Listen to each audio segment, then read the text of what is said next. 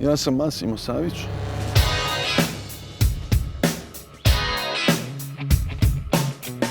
Moj odnos sa mojim diskografom je vrlo emotivno.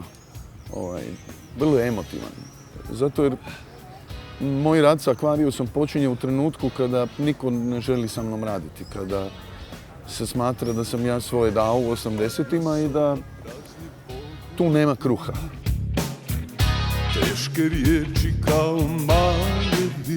Na početku sam rekao ja nisam Vuk samotnjak. Nekada sam bio.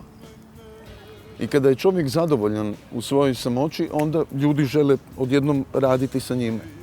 Jer nema interesa u druženju. Druženje postaje čista komunikacija. Ja te ne trebam, ja mogu biti sam.